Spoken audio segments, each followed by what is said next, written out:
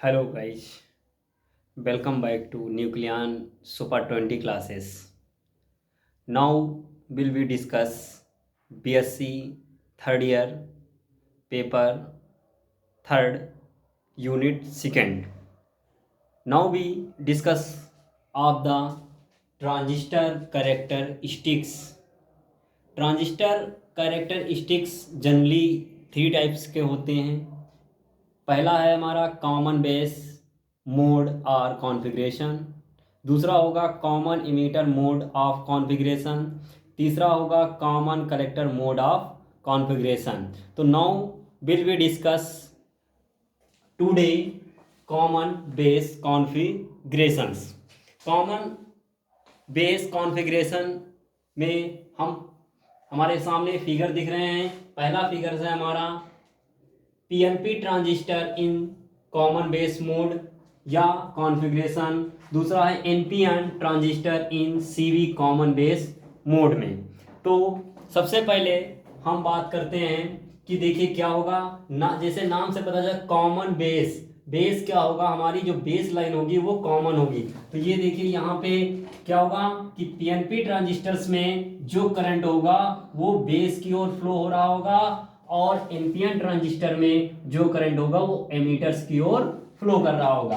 तो common base में हम बात करते हैं तो यहाँ पे क्या होगा कि बेस हमारा कॉमन होगा, ये हमारी कॉमन लाइन है। ये वाले जहाँ पे करंट शो कर रहा, करंट हमेशा एमीटर पे रिप्रेजेंट कराएंगे और ये वाली जो लाइन है ये हमारी कलेक्टर हुई। तो कलेक्टर और बेस के बीच में हम एक लोड रेजिस्टेंस लगा देंगे जहां से हमें आउटपुट मिलेगा और कलेक्टेड और एमीटर्स वाली में हम एक इनपुट लाइन को कनेक्ट करा देंगे। और यहाँ पे जो बैटरी है उस बैटरी का नाम है बीईबी, जो हमारी फॉरवर्ड बायसिंग में लगी है, जो एमीटर एंड बेस के बीच में लगी है। बेस और कलेक्टर के बीच में बैटरी वीसीबी लगी है जो रिवर्स बाइस का वर्क करेगी, रिवर्स बाइसिंग में होगी। और यहाँ पे एक लोड रेजिस्टेंस होगा, वहां पे हमें आउटपुट मिलेगा। ये हो गए पीएनपी के बारे में। एनपीएन ट्रांजिस्टर्स के बारे में देखें तो एनपीएन ट्रांजिस्टर में करंट क्या होगा, एमीटर्स की ओर फ्लो करेगा। तो यहाँ पे एक आउटपुट लगा होगा, जो बैटरी लगी होगी वीईबी वो क्या होगी, आउटपुट वाले में निगेटिव और बेस वाले को पॉजिटिव टर्मिनल से कनेक्ट कर देंगे। और यहाँ पे वीसीबी के बीच जो बैटरी होगी तो उसका बेस हम निगेटिव टर्मिनल से और ये जो क्या होगा हम उसको पॉजिटिव टर्मिनल से कनेक्ट करा देंगे।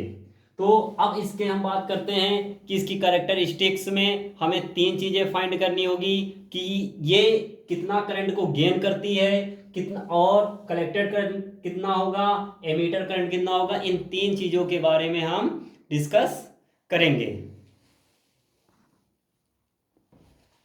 आगे इसमें हम लिखेंगे क्या, PNP and NPN in common base mode shown in figure, जैसा कि फिगर में हमने पहले दिखा दिया है। तो हेयर बेस इज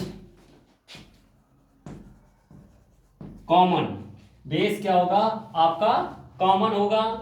फिर in this mode, in this mode base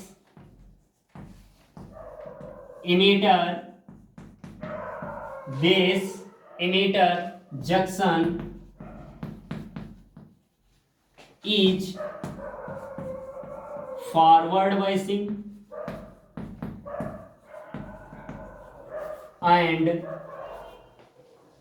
collector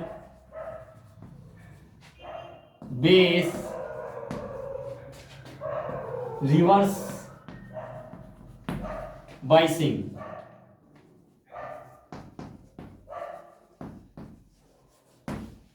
ठीक, हमने बोला था कि दो फिगर हमने बनाया, जो पीएनपी और एनपीएन में क्या होगा, जो आपकी बेस और कलेक्टर के बीच बैटरी लगी होगी वो फॉरवर्ड वाइज का वर्क करेगी और जो बेस और कलेक्टर के बीच की बैटरी लगी होगी वो रिवर्स बायसिंग का वर्क करेगी। आगे इनपुट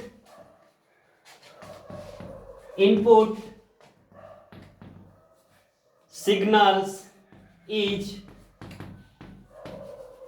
feeded जो इनपुट सिग्नल होगा उसको कहाँ पे फीड करना है, input signal is feeded between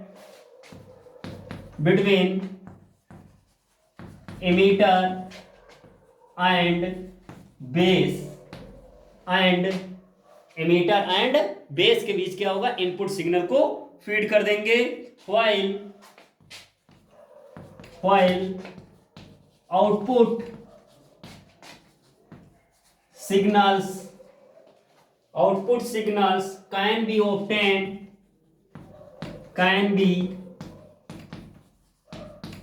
obtained through load resistance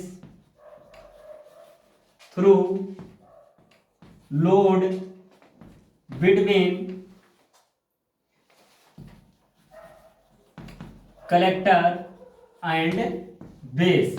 जैसा कि फिगर में बताया गया है, क्या करेंगे, कह रहा है कि इनपुट सिग्नल जो होगा आपका, इनपुट सिग्नल वो एमीटर और बेस के बीच में कनेक्ट होगा, आउटपुट सिग्नल लोड रेजिस्टेंस के साथ कलेक्टर और बेस के बीच में उसको कनेक्ट करा देंगे। तो ये इसकी क्या हो जाएगी, कॉमन बेस कॉन्फ़िगरेशन की वर्किंग हो जाएगी। अब बात करेंगे कि इसके पैरामीटर्स क्या हैं।